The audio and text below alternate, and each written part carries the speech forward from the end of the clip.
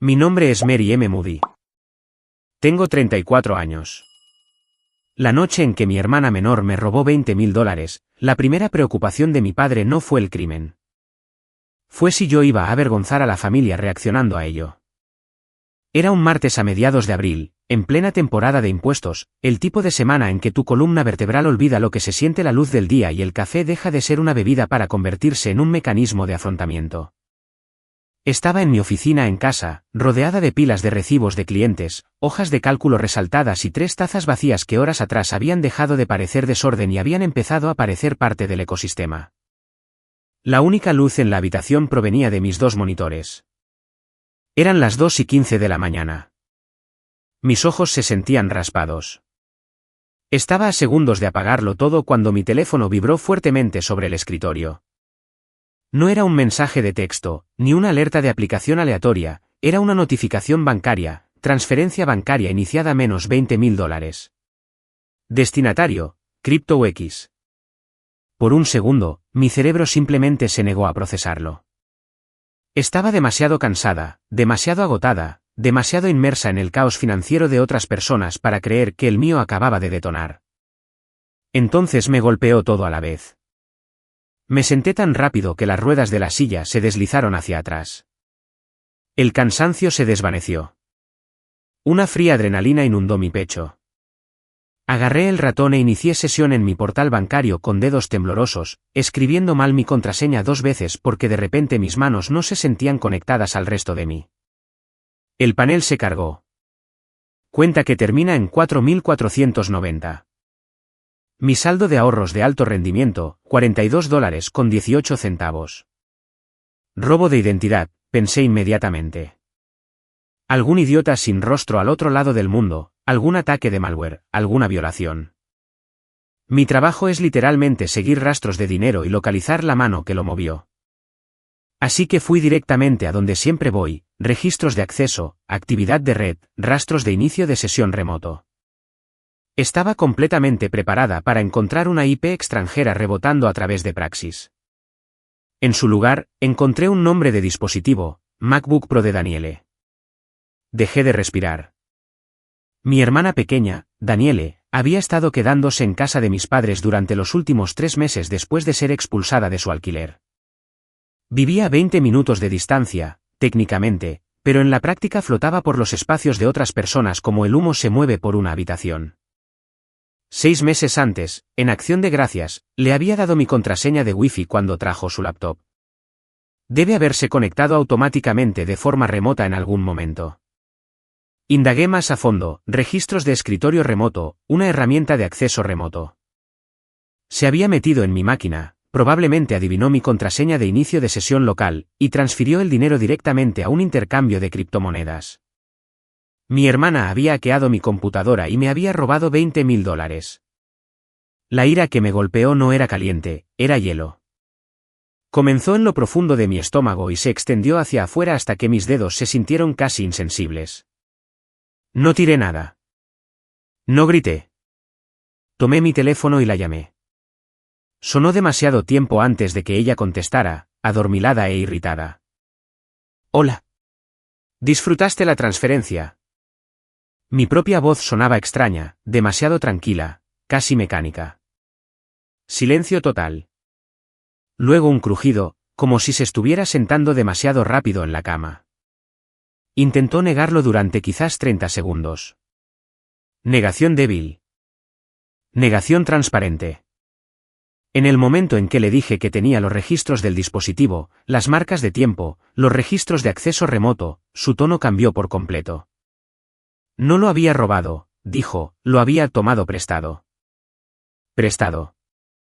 Tenía una oportunidad segura, una nueva moneda, un movimiento a corto plazo. Iba a explotar de la noche a la mañana. Iba a devolver el dinero antes de que yo siquiera me despertara. Confía en ella, seguía diciendo, con esa voz ofendida que la gente usa cuando sabe que ha hecho algo indefendible y quiere enmarcar tu indignación como el verdadero problema. Le dije que lo transfiriera de vuelta ahora. No podía. Ya lo había bloqueado en algún contrato inteligente por 24 horas. Pero mañana por la noche, juró, valdría el doble. Me devolvería $25.000, como si me estuviera haciendo un favor, como si yo debiera estar impresionada por el bono de mi propio robo. Ya me estaba moviendo para llamar a la policía cuando mi teléfono volvió a encenderse. Era papá. Por supuesto, ella había acudido al primero. Su voz estaba ronca por el sueño, pero firme como siempre se ponía cuando quería obediencia más que comprensión. No llames a la policía. Me robó $20.000. Hackeó mi computadora. Lo sé, me dijo. Eso casi me hizo reír. Ella entró en pánico, dijo. Cometió un error. Luego vino la frase que repetiría durante meses: no vas a arruinar la vida de tu hermana por dinero. Miré el saldo brillante en mi pantalla, $42.18. Voy a llamar a la policía.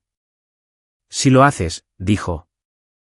Y su voz bajó a ese viejo y familiar registro de la infancia, el que se suponía que terminaba las discusiones solo con existir. Nunca más pondrás un pie en esta casa. Ella es tu hermana. La familia ayuda a la familia. Sube a tu coche y ven aquí. Lo arreglaremos. Y ese fue el momento en que algo hizo clic en mi cabeza. No porque me sintiera intimidada, sino porque mientras estaba allí en la oscuridad con mi cuenta vacía en el monitor y mi padre ordenándome que absorbiera un delito grave como si fuera un inconveniente entre hermanos, recordé exactamente qué cuenta había vaciado Daniele. Y me di cuenta de que ninguno de los dos tenía idea. Está bien, dije. Él se quedó en silencio por medio segundo, probablemente sorprendido de que cediera tan rápido. Estaré allí en 20 minutos. Agarré mis llaves, apagué la luz de mi oficina y salí al frío. No porque estuviera cediendo, sino porque acababa de entender que el dinero que mi hermana creía haberme robado nunca fue realmente mío. Y cuando entré en el camino de entrada de mis padres a las 3 de la mañana, ya no era la mujer a la que habían robado. Yo era la única persona en esa familia que sabía exactamente lo mal que esto estaba a punto de ponerse. Para entender por qué no llamé a la policía durante el trayecto, necesitas entender la historia de esa cuenta. Siempre he sido la responsable de mi familia, la estable. Aquella a la que la gente llamaba cuando había que leer formularios, presentar impuestos, restablecer contraseñas o proteger el dinero de las personas más propensas a destruirlo. Según mi hermana, eso me hacía aburrida. Según mi padre, me hacía útil. Daniele era mi opuesto en todos los sentidos que Dios excusó como encantó durante demasiado tiempo. Abandonó la universidad para lanzar un negocio de reventa de boutiques que duró 4 meses. Luego intentó el day trading, luego contenido de estilo de vida, luego criptomonedas. Cada fracaso venía envuelto en algún discurso sobre el potencial, el momento oportuno o la gente que no entendía su visión. Y cada vez, mi padre intervenía como si ella fuera una genio momentáneamente incomodada por la realidad. 2 años antes, me había llamado de la nada y me invitó a almorzar. Eligió un asador al que nunca me habría llevado en circunstancias normales, lo que debería haberme dicho de inmediato que esto no era realmente sobre el vínculo. Pidió café, esperó a que el camarero se alejara y luego deslizó un cheque por la mesa. Era lo suficientemente grande como para que lo mirara 2 veces antes de que mi cerebro lo captara por completo. Se inclinó y bajó la voz. Esta es mi jubilación, dijo, mi verdadera jubilación, no lo poco que tu madre sabe. Esa frase por sí sola explicaba la mitad del matrimonio de mis padres. Me dijo que había heredado un pedazo de tierra inútil en Texas de alguna tía lejana de la que nadie hablaba. Luego, una compañía petrolera necesitó acceso para un oleoducto a través de ella. Él la vendió discretamente y se quedó con alrededor de $150.000 después de impuestos. No quería que mi madre lo supiera porque, en sus palabras, ella empezaría a hablar de remodelaciones de cocina, cruceros y de gastarlo en cosas visibles. No quería bajo ningún concepto que Daniele lo supiera porque incluso él sabía que no había mundo en el que ella no lo convirtiera en combustible de arranque para otra reinvención condenada al fracaso. Así que me pidió que abriera una cuenta a mi nombre. Quería que la administrara, que la mantuviera en secreto y que la protegiera. Dijo que yo podría tomar el 5% de los intereses como tarifa de gestión. En papel, parecería mi dinero. En realidad, era su red de seguridad oculta.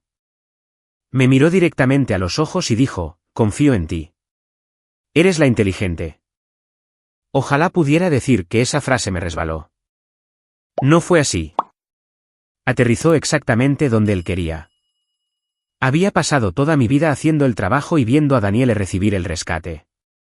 Escucharlo decir que confiaba en mí con algo real se sintió como ser finalmente elegida para el papel que ya había estado interpretando durante años. Así que lo hice. Abrí la cuenta de ahorros de alto rendimiento a mi nombre, la separé cuidadosamente de mis ahorros personales reales y la registré en mi libro de contabilidad privado bajo un apodo, Proyecto T. Durante 2 años, él recurrió a ella algunas veces para lo que llamaba emergencias, pero en su mayor parte se quedó y creció. A mediados de abril, había aproximadamente $20,000 en efectivo líquido en esa cuenta. El resto estaba en otro lugar más estratégicamente. Mis ahorros personales reales estaban en otro banco por completo porque no mezclo dinero a menos que me paguen por ello. Daniele, siendo perezosa y temeraria a partes iguales, había tomado el saldo más fácil disponible. Ella pensó que me estaba robando a mí. Papá pensó que la estaba protegiendo de las consecuencias de robarme a mí. Ninguno de los dos entendió que estaban peleando por su propio fondo de jubilación.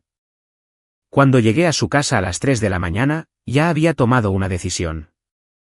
Si mi padre quería imponer su autoridad y forzar el perdón, yo iba a dejar que lo hiciera hasta el final. Revisé mi reflejo una vez en el espejo retrovisor antes de salir. Cansada, hueca, conmocionada. Ni siquiera tuve que fingir mucho. Simplemente suavicé los bordes en algo que parecía derrotado. La casa olía a café rancio y estrés cuando entré. Mamá estaba dormida arriba. Papá se lo había ocultado, naturalmente. En la sala de estar, él estaba junto a la chimenea en su bata de baño con los brazos cruzados como un juez esperando que comenzara la audiencia. Daniele estaba en el sofá con la cabeza entre las manos, los hombros temblaban lo suficiente como para sugerir culpa o actuación. Con ella, solía ser ambas cosas. La ira de papá no estaba dirigida al ladrón.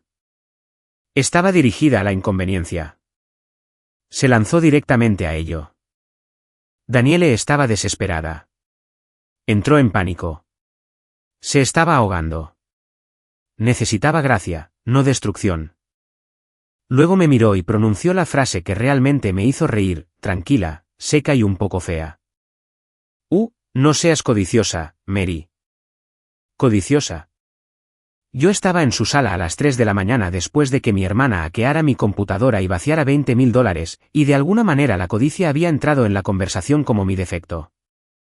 Lo dejé continuar. Si llamo a la policía, Daniele tendría antecedentes. Su vida estaría arruinada. El corazón de mamá se rompería. ¿Era eso lo que yo quería? ¿Realmente quería hacerle eso a la familia por dinero? Dijo dinero como si fuera un inconveniente menor, como si el problema no fuera el robo sino mi tono de respuesta a él. Finalmente, pregunté, entonces, ¿qué estás proponiendo exactamente? Ese hombros se relajaron como si hubiera escuchado en mi voz lo que quería oír. Que lo dejes ir. Incliné la cabeza. ¿Simplemente asumo la pérdida? Sí, así es, lo dijo como si me pidiera que le pasara la sal. Considéralo una contribución, añadió, para ayudar a tu hermana a recuperarse. Ella te lo devolverá eventualmente. Los tres sabíamos que era una mentira. Miré a Daniele. Ahora me estaba mirando entre los dedos, esperando ver si recibiría castigo o rescate. Luego volví a mirar a papá, la certeza absoluta en su rostro, la creencia de que tenía derecho a redistribuir lo que él pensaba que era mi dinero porque la jerarquía familiar lo decía. Está bien, dije suavemente. Él parpadeó. Lo repetí más despacio. ¿Quieres que lo deje ir? Que trate los $20,000 como un regalo para que Daniele no tenga problemas. Sin policía, sin reembolso, sin consecuencias. ¿Eso es lo que me pides como mi padre? Sí, dijo, aliviado ahora. Exactamente. Eso es lo correcto. Eso es lo que hace una buena hermana. Y prometes, dije, mirándolo directamente a él, que una vez que acepte, nunca más hablaremos de este dinero. ¿Está arreglado, enterrado, terminado? Asintió sin dudarlo. Lo prometo. Fue entonces cuando saqué mi teléfono. Él pensó que estaba desactivando la alerta de fraude. En realidad, estaba deteniendo la grabación de voz que había iniciado en el momento en que entré por la puerta principal. Guardé el teléfono, les di a ambos una última mirada cansada y volví a salir a la noche. Pensaron que habían ganado. Papá pensó que había preservado a la familia. Daniele pensó que había sobrevivido a otro impacto sin pagar por ello. Conduje a casa en silencio, las manos firmes en el volante, la grabación en mi bolsillo como una mecha que ya había sido encendida, porque a partir de ese momento, esto ya no se trataba del robo. Se trataba de lo que mi padre acababa de elegir proteger. A la mañana siguiente, me sentí más despierta de lo que había estado en semanas. No mejor, no más tranquila, simplemente más lúcida. Como si cada parte de mí que había pasado años absorbiendo cosas en silencio finalmente se hubiera alineado en torno a un único y claro objetivo: protegerme. Documentar todo. Dejar que ellos siguieran creyendo que habían resuelto el problema mientras yo me aseguraba de que las consecuencias reales solo pudieran aterrizar donde les correspondía. Llamé para decir que estaba enferma en mi trabajo diario, lo cual era solo una mentira a medias, y le envié un mensaje de texto a Diana. Diana había sido una de mis amigas más cercanas desde la universidad. Era abogada de contratos, brillante de una manera que hacía que otras personas inteligentes hablaran más despacio a su alrededor. Y también era una de las pocas personas fuera de mi familia que conocía la verdad sobre la cuenta. 2 años antes, cuando papá me entregó el cheque por primera vez y me pidió que escondiera su dinero de jubilación bajo mi nombre, Diana fue quien intentó convencerme de que lo pusiera por escrito. Papá se negó, naturalmente. No quería un rastro de papel. Quería confianza, o más exactamente, quería control sin documentación. Nos reunimos en una cafetería en el centro, lo suficientemente lejos del vecindario de mis padres como para que no hubiera ninguna posibilidad de encontrarse con alguien conectado a ellos.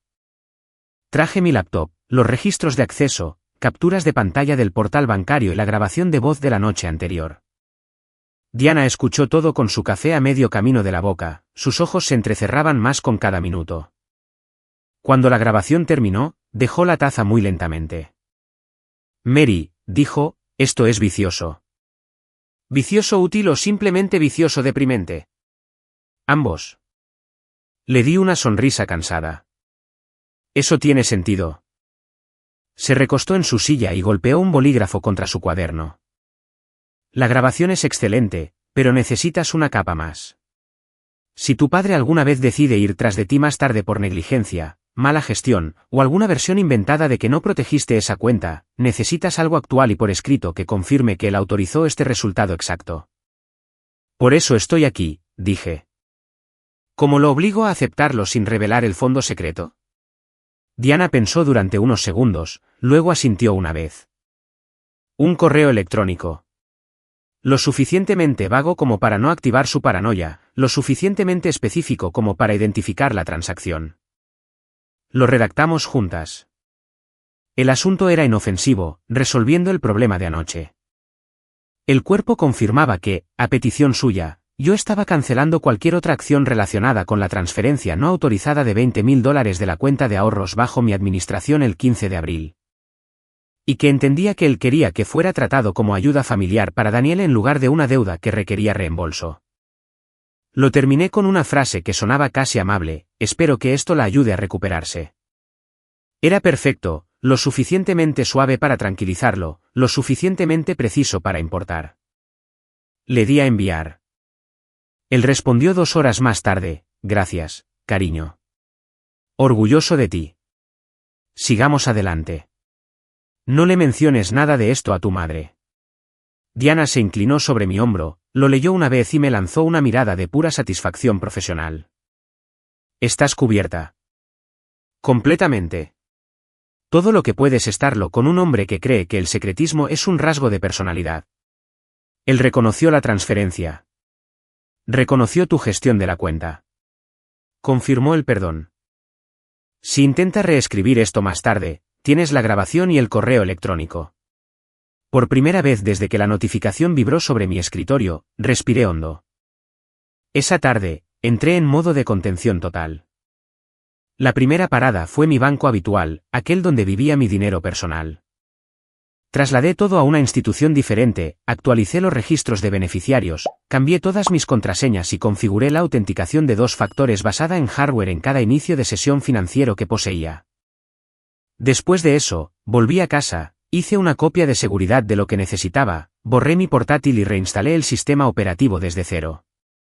Cambié las contraseñas locales, lo cifré todo y traté mis propios dispositivos como una escena del crimen que necesitaba ser limpiada.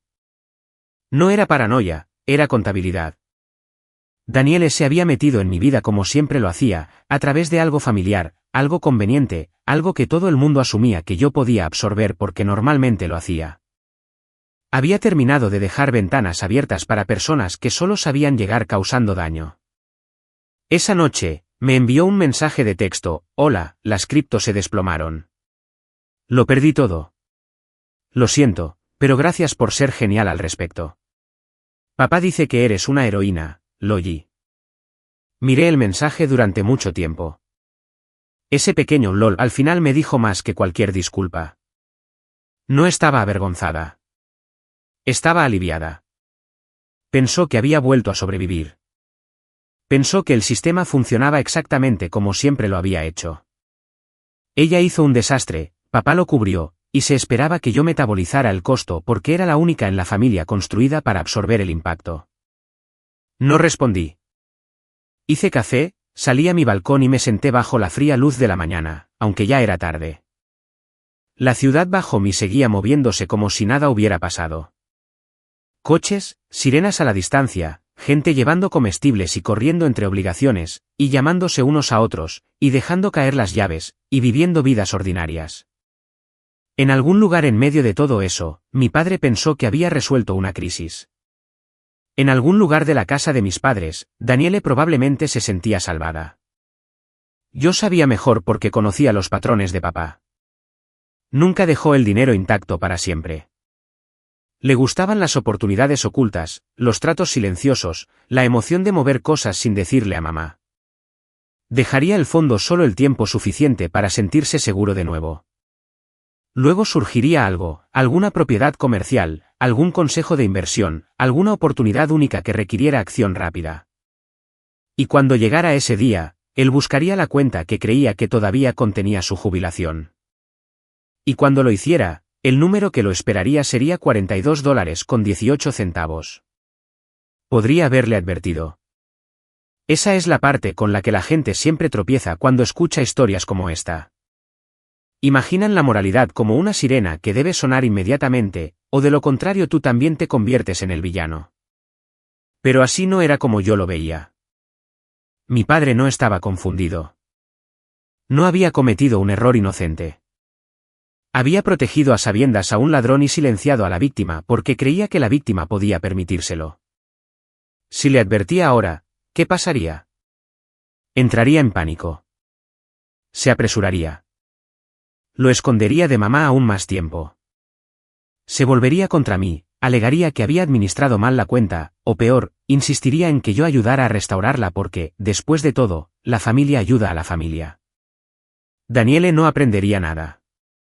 Papá no aprendería nada. El ciclo se reiniciaría con un disfraz diferente. No iba a gritar consecuencias a la gente decidida a evadirlas. Iba a dejar que llegaran. Así que me senté allí con el estúpido mensaje de texto de Daniele en mi teléfono y la ciudad abriéndose frente a mí, y esperé. Tardó 3 meses. El verano se instaló en silencio, y también la distancia entre mi familia y yo. Dejé de ir a las cenas dominicales, le dije a mamá que estaba ahogada de trabajo, lo cual era bastante cierto como para que nadie pudiera discutirlo. Papá no insistió. Creo que parte de él disfrutaba el silencio. Probablemente lo confundió con culpa o mal humor, algún pequeño castigo privado que yo llevaba mientras él se sentía justo por cómo había manejado la situación. Daniele, por lo que pude decir, había vuelto a su estado natural, que era libre de consecuencias y vagamente conectada a Internet. De vez en cuando, enviaba algún enlace a una moneda, una startup o una idea de negocio como si abril nunca hubiera pasado. Luego, el 12 de julio a las 10:30 de la mañana, papá llamó. Sonaba sin aliento, emocionado, casi infantil, como siempre lo hacía cuando pensaba que había encontrado algún atajo que otras personas eran demasiado cautelosas o demasiado estúpidas para ver. Había encontrado una situación de ejecución hipotecaria de una propiedad comercial, dijo, vendedor en apuros. Necesidad de prueba inmediata de fondos. El tipo de oportunidad que solo se presenta una vez. Quería que estuviera en casa esa noche para sacar todo de la cuenta y transferirlo rápidamente. Sácalo todo, dijo. Cada centavo se moverá esta noche. Me senté en mi escritorio escuchando el zumbido del aire acondicionado de la oficina y sentí que el momento llegaba exactamente cuando había sabido que lo haría. Claro, dije. Estaré allí a las 7. Después de colgar, imprimí el último extracto de la cuenta que terminaba en 4.490. Saldo, $42.18. Lo deslicé en un sobre de manila limpio y lo metí en mi maletín como una invitación formal a un funeral. Solo una persona en la habitación sabía lo que se avecinaba. Cuando llegué a la entrada de la casa de mis padres esa noche, la casa tenía una extraña tensión festiva. Mamá estaba en el club de lectura, que era exactamente cuando a papá le gustaba programar sus maniobras financieras secretas. Daniele estaba tirada en el sofá comiendo pizza como si no hubiera detonado la vida de nadie 3 meses antes. Papá me recibió en la puerta, ya sonriendo, ya a medio camino de la historia de cómo este trato iba a cambiarlo todo, jubilarse el próximo año, tal vez comprar un barco, tal vez finalmente relajarse. Estaba gastando el dinero en su cabeza antes incluso de haber visto el saldo. Ese era siempre su problema. Amaba el dinero más justo antes de que se hiciera real. Muy bien, dijo, frotándose las palmas mientras nos dirigíamos al comedor. Abre la caja mágica. Veamos dónde estamos sentados. Daniele entró detrás de él, todavía masticando. Puedo obtener una parte por apoyo emocional, bromeó, levantando su trozo de pizza como un brindis. No sonreí. Puse mi maletín sobre la mesa y lo abrí lentamente. Papá esperaba mi laptop, acceso en línea, números brillando en una pantalla.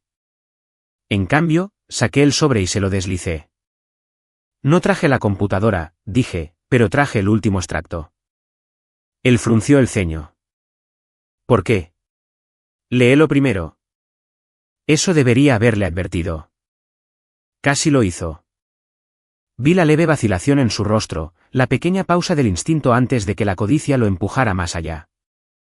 Abrió la solapa, sacó la página y se ajustó las gafas de lectura. Entonces la habitación quedó en silencio. No un caos inmediato, sino algo peor, un silencio lo suficientemente espeso como para sentirse físico. Miró hacia abajo una vez, luego otra, luego una tercera, como si los números pudieran reorganizarse por respeto a su confianza. Mary, dijo finalmente, con la voz extraña, esto es una broma. No. Dio la vuelta a la página como si quizás el dinero se hubiera escurrido por la parte de atrás. Dice que el saldo es de $42.18. Así es. Levantó la vista tan rápido que las gafas casi se le caen de la nariz. ¿Dónde está el resto? Daniele había dejado de masticar. Aquí debería haber más de $20.000, dijo, más fuerte ahora. Fue retirado, dije, el 15 de abril. La fecha le impactó antes que el significado. Lo vi suceder en pedazos, el ceño fruncido, el parpadeo, la parte de su cerebro tratando con todas sus fuerzas de no completar la ecuación porque ya sabía que la respuesta iba a doler. El 15 de abril, repitió. Daniele se puso pálida. Papá se volvió lentamente hacia ella, luego hacia mí. Esa fue la noche. La noche en que Daniele hackeó mi computadora y transfirió $20.000 a un intercambio de criptomonedas. Me miró fijamente. No quedaba autoridad paterna, ni certeza moral, solo un hombre de pie en una habitación con sus propias decisiones creciendo a su alrededor como una inundación. Pero ese era tu dinero, dijo. Acordamos que eran tus ahorros. Mantuve mi voz plana. Tú asumiste que eran mis ahorros. Nunca dije eso. Daniele dejó caer la corteza de pizza. Cayó al suelo sin que nadie lo notara. La boca de papá se abrió, luego se cerró. No. Esa cuenta que termina en 4.490, dije, es la que me pediste que abriera hace 2 años, la que querías a mi nombre, la que llamaste tu verdadera jubilación, Proyecto T, tu fondo. Él emitió un sonido que nunca antes le había escuchado, delgado, agudo, casi como si su cuerpo rechazara la información antes de que su mente pudiera. Una mano agarró el borde de la mesa. ¿No? Sí. Daniele retrocedió un paso. Yo no sabía. Papá se giró hacia ella tan violentamente que la silla detrás de él se arrastró contra el suelo. ¿Robaste mi jubilación? Creí que era suya. Esa fue su defensa. No lo siento, no entré en pánico, no lo arreglaré. Creí que estaba forrada. El vaso en la mano de papá se hizo añicos contra la pared un segundo después. Lo había barrido de la mesa sin parecer darse cuenta de lo que hacía. El agua salpicó el papel de pared. La habitación olió de repente a agrio y metálico. Me dejaste perdonarlo, dijo, volviéndose hacia mí, con los dedos temblorosos. Estuviste ahí y me dejaste perdonarlo. Sostuve su mirada. Tú me lo dijiste. Su rostro se retorció. ¿Me engañaste? No, dije. Me dijiste que la familia ayuda a la familia. Me dijiste que lo tratara como una contribución para salvar a mi hermana. Prometiste que el dinero estaba enterrado, terminado, resuelto. Creí que era tu dinero. Y eso lo hizo aceptable. Eso lo detuvo, solo por un segundo, pero lo suficiente. Porque ahí estaba, el centro de todo, la única verdad debajo de todas las demás. Él no se había opuesto al robo, solo se había opuesto a la inconveniencia. Si yo era la que sangraba, entonces la lealtad familiar era más importante que la justicia. Si resultaba ser su sangre después de todo, de repente se convertía en un crimen. Volvió a mirar a Daniele, y lo que vio en su rostro rompió la última capa de negación que le quedaba. Tiraste mi jubilación a las criptomonedas. Se suponía que iba a subir, dijo ella, llorando ya, de forma fea y sin aliento. Iba a devolverlo. ¿Con qué? Gritó él. Esperanza. Se abalanzó sobre ella entonces, no como en una película, nada elegante, solo un agarre desesperado del cuello de su camisa. Ella chilló y tropezó hacia atrás en la sala de estar. Una lámpara se voló, algo de cerámica se rompió. Por un largo segundo, me quedé en el umbral y observé cómo el sistema familiar que había soportado durante años finalmente colapsaba bajo el peso de su propio diseño. Luego papá tropezó contra el sofá, con una mano en el pecho, respirando con dificultad. Avancé. Alto. Ambos se quedaron inmóviles. Daniele me miró a través de las lágrimas. Mary, ayúdame. Dile que fue un malentendido. La miré, realmente la miré. Mi hermana pequeña, siempre rescatada, siempre excusada, siempre segura de que alguien más pagaría la factura. No puedo ayudarte, dije. Solo soy la codiciosa, ¿recuerdas? Y luego ella corrió. Salió por la puerta principal, el coche arrancó, los neumáticos chirriaron al alejarse de la entrada. El silencio que dejó atrás era más pesado que los gritos. Papá se sentó pesadamente en el sofá y se llevó la cabeza a las manos. Parecía más viejo que esa mañana, más pequeño, como si su contorno se hubiera encogido ante el repentino costo de amar a un hijo usando a otro. Cuando me miró, tenía los ojos húmedos. Mary, dijo, arregla esto. ¿Arregla esto? Ese fue su primer instinto. No lo siento, no me equivoqué, no nunca debí haberte obligado a absorber eso. Solo arregla esto, como si yo siguiera siendo lo que siempre había sido en esta familia, la bóveda, el equipo de limpieza, la hija responsable de pie al borde del desastre de los demás con una calculadora en una mano y un cubo en la otra. Parecía destrozado. Le concederé eso. Se sentó allí en el sofá con una mano todavía apretada contra el pecho, la cara gris alrededor de la boca, respirando con dificultad como si la verdad lo hubiera golpeado físicamente. Pero incluso entonces, incluso en ese momento, sus ojos estaban en mí, como siempre lo habían estado en las emergencias, no como una hija, sino como una solución. Sé que tienes tus propios ahorros, dijo, con la voz quebrada ahora. Tienes que ayudarme. Si tu madre se entera. Ella no lo escuchará de mí, dije. Mary, por favor. No te daré un centavo. Me miró como si hubiera hablado en otro idioma. La negativa no se registró al principio. Simplemente flotó entre nosotros, imposible porque nunca antes lo había dicho de una manera que no pudiera ser negociada. ¿Cómo puedes ser tan cruel?, susurró. ¿Cruel? Casi sonreí. Señalé hacia la puerta abierta por donde Daniele había desaparecido minutos antes. Tú me enseñaste que la familia ayuda a la familia. Bueno, acabas de ayudarla. Le diste $20.000 de tu jubilación. Ese fue un regalo extremadamente generoso. Toda su cara se retorció.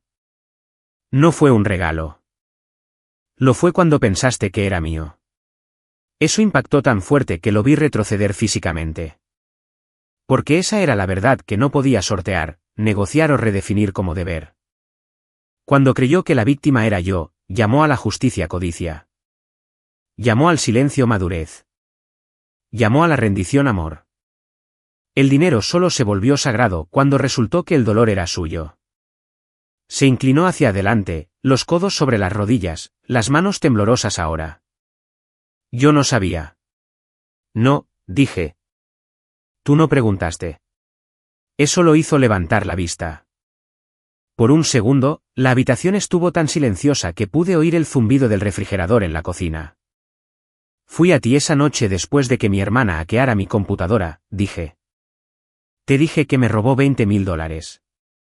Yo estaba lista para llamar a la policía, y tu única preocupación era protegerla de las consecuencias. Nunca preguntaste cómo se suponía que iba a absorber eso. Nunca preguntaste cuánto me costaría. Simplemente asumiste que yo podía soportar el golpe porque siempre lo hago. Sacudió la cabeza débilmente. Eso no es justo. No, dije. Lo que tú hiciste no fue justo. Lo intentó de nuevo.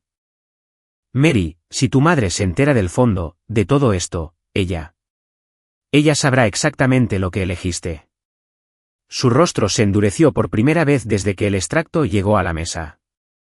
No del todo, no con la vieja fuerza, pero lo suficiente como para que yo viera el instinto de reafirmar el control intentando volver a él.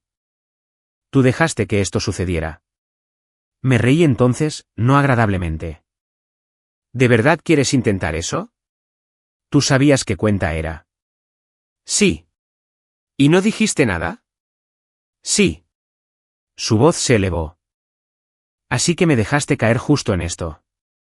Te dejé tomar tu propia decisión, dije. La misma que habrías tomado de todos modos. Solo que esta vez, la factura te pertenecía a ti. Eso lo calló. Se quedó allí respirando por la nariz, tratando de encontrar una versión de la historia en la que él seguía siendo el agraviado, la autoridad, el padre que decide lo que significa el sacrificio para los demás. Pero el problema con la verdad es que una vez que tiene forma, es muy difícil volver a meterla en el silencio. Finalmente, dijo, ¿qué se supone que debo hacer? Y ahí estaba de nuevo, no remordimiento, sino dependencia. Tomé mi maletín. Él lo miró, luego a mí, el pánico comenzando a subir rápidamente ahora que entendía que el movimiento significaba partida. ¿A dónde vas? A casa. No puedes simplemente irte. Deslicé el extracto de nuevo en el sobre de Manila con manos lentas y deliberadas. ¿Qué quieres que haga? ¿Sentarme aquí y explicarte el fracaso compuesto hasta la medianoche? ¿Ayudarte a esconder esto de mamá? ¿Prestarte dinero para que puedas seguir fingiendo que ninguna de tus decisiones creó esto? No, he terminado. Su respiración se volvió agitada. ¿Mary? Lo miré. No entiendes, dijo. Si pierdo esta oportunidad, si no puedo mostrar prueba de fondos, esa propiedad se habrá ido. Necesito este trato. Casi admiré la velocidad con la que regresó a la fantasía. No dolor por la jubilación perdida, no horror por lo que Daniele había hecho, no arrepentimiento por sacrificar a un hijo para salvar a otro. No. Ya estaba buscando el próximo milagro, el próximo atajo, la próxima cosa que quizás aún pudiera usar para escapar de las consecuencias de cada decisión que nos trajo hasta aquí. Eso suena a tu problema, dije. Se puso de pie demasiado rápido, se tambaleó y luego se apoyó en el brazo del sofá. ¿Crees que eres mejor que nosotros? Hice una pausa con una mano en la silla del comedor. No, dije en voz baja. Creo que finalmente dejé de ofrecerme voluntariamente para ser peor conmigo misma. El odio eso. Pude verlo en cómo se le tensó el rostro. ¿Por qué? ¿Qué haces con una hija que ya no necesita tu permiso para irse? ¿Con qué la amenazas? ¿Qué moneda queda cuando la obediencia se ha ido? Encontró la única frase que siempre había usado cuando estaba acorralado. Si sales por esa puerta, dijo, con la voz quebrándose por el esfuerzo de sonar autoritario, no vuelvas.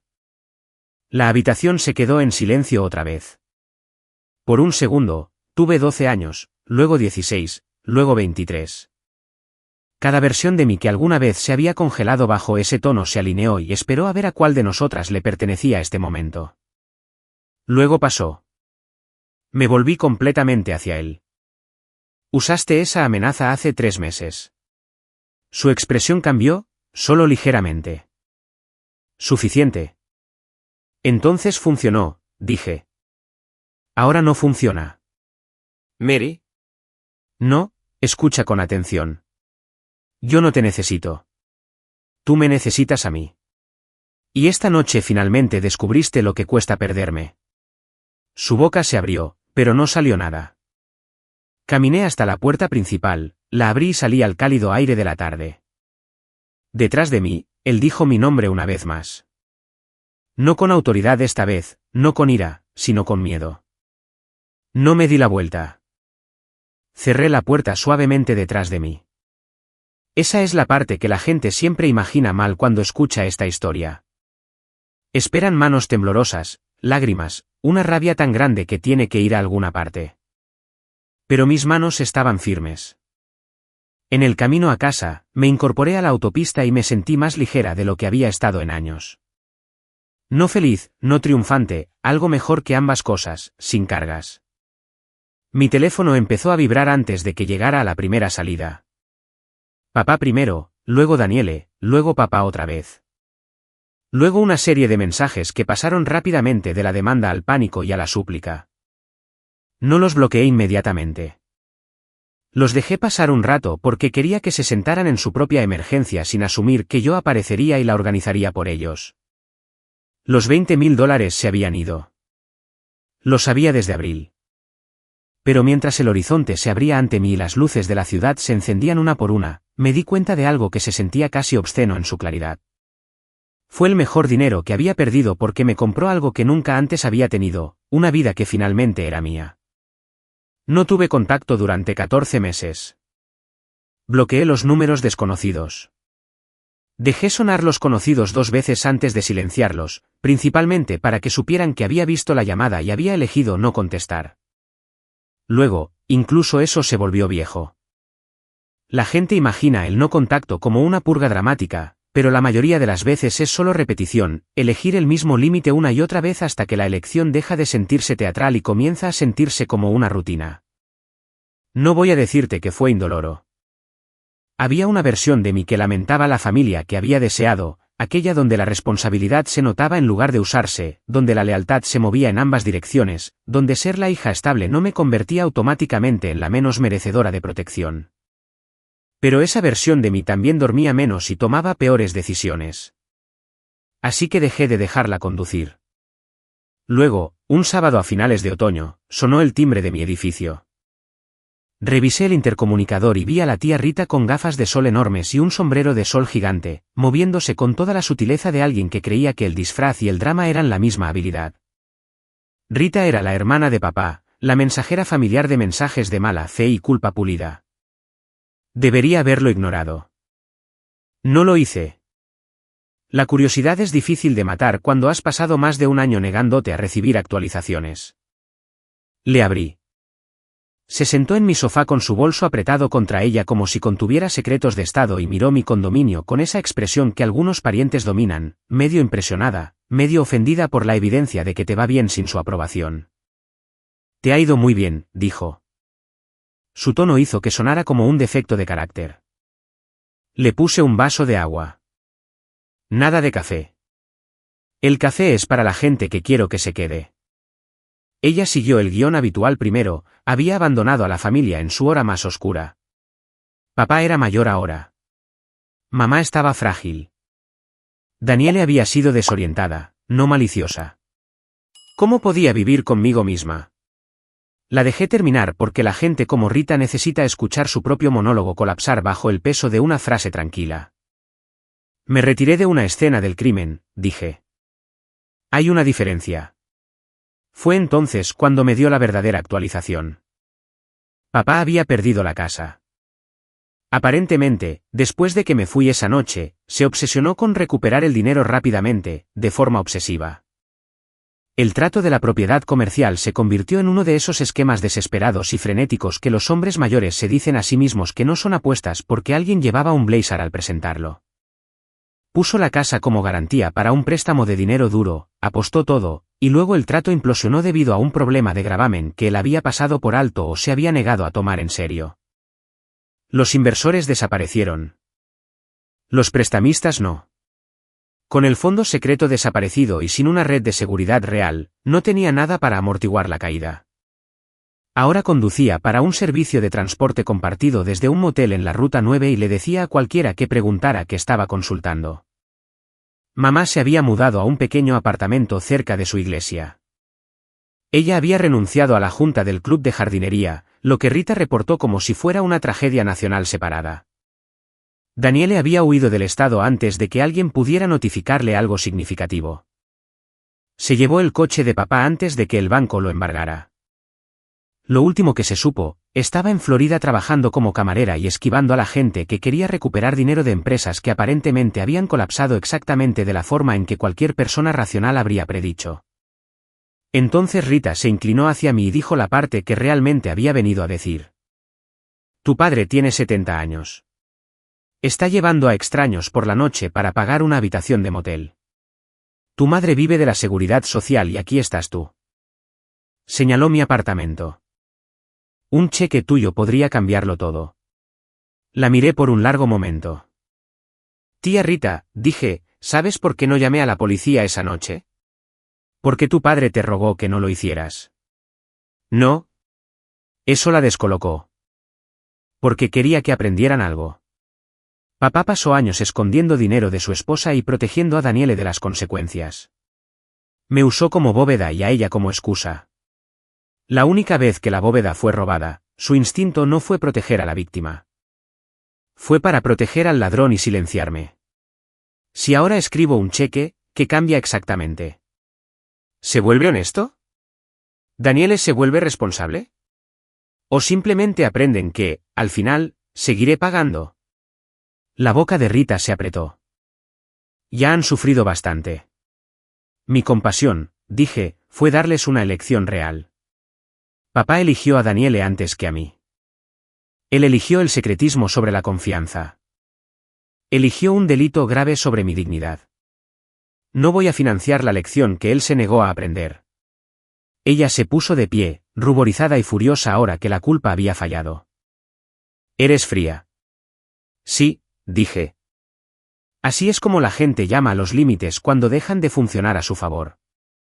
Me llamó codiciosa de camino a la puerta. Dijo que papá siempre había tenido razón sobre mí. Esa frase me habría roto una vez. Ahora ni siquiera me afectaba. La acompañé, esperé a que se cerraran las puertas del ascensor, luego regresé al balcón y me senté en el silencio que ella dejó atrás. Había un cabo suelto todavía en mi vida. Cuando papá creó el fondo, me había prometido el 5% de los intereses como tarifa de gestión. Yo había hecho el trabajo. Había movido el dinero con cuidado, generado ganancias, y cada trimestre había transferido los intereses ganados a una subcuenta separada para mantener los libros limpios. Daniele había vaciado el capital líquido. Nunca encontró la cuenta de intereses. Aproximadamente $8.500 se quedaron allí intactos. Técnicamente, era dinero de papá. Técnicamente, era mi tarifa. Exactamente el tipo de área gris que las familias solían usar para iniciar nuevas guerras. No quería un área gris. No quería ni un solo dólar de ese fondo contaminando la vida que había luchado por construir después de aquello. Así que conseguí un cheque de caja y doné la cantidad total a una fundación de recuperación de adicciones al juego. Luego lo envié por correo. ¿Qué? Ese sonido cuando él sobrecayó en el buzón del vestíbulo se sintió más limpio que la venganza. Han pasado 3 años. Mamá y papá se divorciaron. Resulta que el dinero de jubilación oculto, una casa perdida y una hija desaparecida no son condiciones ideales para un matrimonio duradero. Mamá vive en una comunidad de mayores. Hablamos ocasionalmente, con cuidado, a nivel superficial. Todavía me culpa un poco, creo, pero ya no lo dice en voz alta. Le envío flores por su cumpleaños. Esa es la forma de nuestra paz. Papá todavía me envía correos electrónicos a veces, iras de oro, enlaces de propiedades, artículos sobre inversiones alternativas, líneas de asunto como si todavía estuviera a un movimiento inteligente de deshacer 40 años de atajos. Los envío directamente al spam. Daniele fue arrestada en Georgia, fraude de cheques. Cargos menores en el gran esquema de la idiotez estadounidense, pero suficientes para meterla en el sistema. Me llamó a cobro revertido desde la cárcel del condado. Miré el teléfono durante un minuto entero mientras la voz automatizada preguntaba si aceptaría los cargos. Eso fue más difícil que la noche del robo, sinceramente, porque fue el momento en que comprendí con total certeza que no podía salvarla sin convertirme en la próxima versión de papá. Así que rechacé la llamada. Mi vida ahora es tranquila de la mejor manera posible. Obtuve el ascenso a analista senior. Mi salario casi se duplicó. Mis inversiones son sólidas. Estoy con un hombre llamado Colin que conoce toda la historia, y a diferencia de mi familia, respeta el hecho de que tengo un límite que no negocio. La vida es estable. Un poco aburrida. Benditamente así. Papá me llamó codiciosa esa noche como si fuera una acusación, pero la codicia nunca fue yo queriendo justicia por un robo. La codicia fue Daniele creyendo que podía tomar lo que no era suyo porque alguien más se ocuparía del daño. La codicia fue papá escondiendo dinero de mamá durante años y luego exigiendo que yo absorbiera la pérdida cuando su hija favorita lo despilfarró. La familia ayuda a la familia, puede ser algo hermoso, pero solo cuando funciona en ambos sentidos. Cuando solo fluye en una dirección, no es amor, es una estrategia de cobro. Pagué $20.000 para aprender eso. El mejor dinero que he gastado.